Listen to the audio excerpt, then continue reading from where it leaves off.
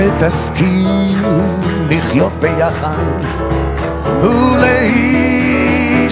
חופשי, שתדע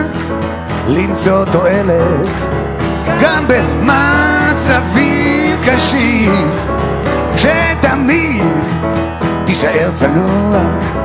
ושתמיד תהיה בריא,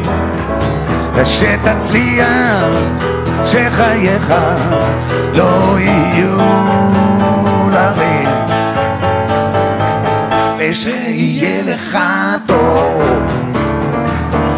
שתספיק לאהוב